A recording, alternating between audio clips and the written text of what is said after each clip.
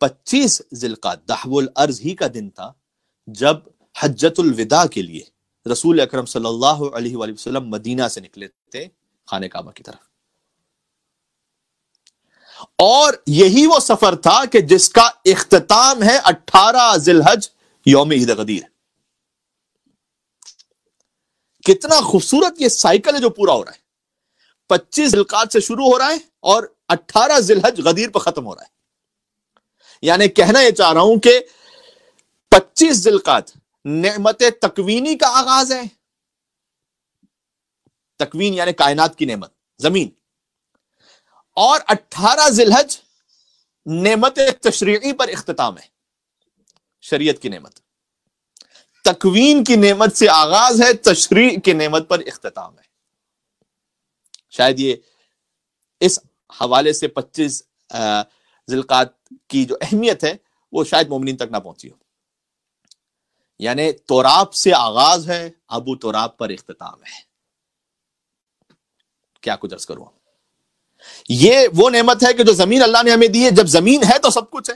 زمین ہے تو آپ یہاں پر ہیں, زمین ہے تو شیلٹر ہے, زمین ہے تو گھر ہے, زمین ہے تو زراعت ہے, زمین ہے تو مخلوقات ہے. نعمت تکوینی کا آغاز. پھر حضور 25 ذی القعدہ کو نکلے, مدینہ منورہ سے مسجد شجرہ پہ احرام پہنا, گئے مکہ مکرمہ, حجۃ الوداع کو انجام دیا. حجۃ الوداع کو انجام دینے کے بعد جب واپس پلٹ رہے تھے 18 ذی الحج سن 10 ہجری, اللہ سبحانہ وتعالی نے آیت نازل کر دیا, اليوم اکملت لکم دینکم واتممت علیکم نعمتی ورضیت لکم الاسلام دینا. جب غدیر کے دن رسول اللہ نے علی کو اپنے شانوں پر بلند کر کے کہا, من کنت مولا فہذا علی مولا. میں تو اپنے چشم تصور میں سوچتا ہی ہوں کہ 1.25 لاکھ کے مجمع میں روز عید غدیر جب اللہ کے رسول نے علی ابن ابی طالب کو اپنے شانوں پر بلند کیا ہوگا تو وہ علی کے جو پہلے ہی اتنا بلند تھا وہ اور کتنا بلند تر ہو گیا ہوگا. اللہ اکبر. اب آپ تو میرے سامنے تو ہے نہیں, لیکن آپ وہیں پر اپنے گھروں میں نعرہ حیدری اور یا علی کہہ لیجئے گا اور درود پڑھ لیجئے گا انشاءاللہ سے. اللہم صلی علی محمد وعلی محمد. تو ولایت علی ابن ابی طالب علیہ السلام کا اعلان ہو گیا, من کنت مولا فہذا علی مولا. اور اگلے مہینے جو آ رہی ہے, دیکھیں 25 ذی القعدہ سے ایک سفر شروع ہو رہا ہے گویا ہمارا.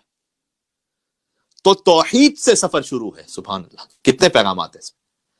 توحید, اللہ کی نعمت کو یاد کرو. 25 ذی القعدہ سے زمین بچھائی ہے تمہارے لیے, اور اختتام ہو رہا ہے ولایت کی نعمت پر, کہ اس ولایت کی نعمت کو اللہ نے اس سے بھی بڑھ کر کہا ہے.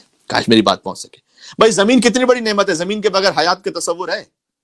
جب زمین کے بغیر حیات کے تصور نہیں ہے, اتنی بڑی نعمت ہے, اس کے باوجود بھی اللہ نے یہ نہیں کہا کہ ہم نے 25 ذی القعدہ کو نعمتیں تمام کی ہیں. اللہ نے یہ نہیں کہا کہ 25 ذی القعدہ سب سے بڑی نعمت ہے جبکہ زمین بچھ رہی ہے.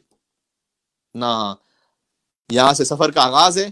پہنچتے پہنچتے جب غدیر میں پہنچے, علی کی ولایت کو مان لوگے, تب ہے کہ الیوم اکملت لکم دینکم واتممت علیکم نعمتی ورضیت لکم الاسلام دینا. آج کے دن وہ ہے کہ میں نے دین اپنا مکمل کر دیا اور نعمتوں کو تمام کر دیا. ورضیت لکم الاسلام دینا, اس کا ترجمہ مجھ سے یوں بھی سن لیجئے گا کہ آج کے دن میں راضی ہو گیا کہ اسلام کو دین کہا جائے.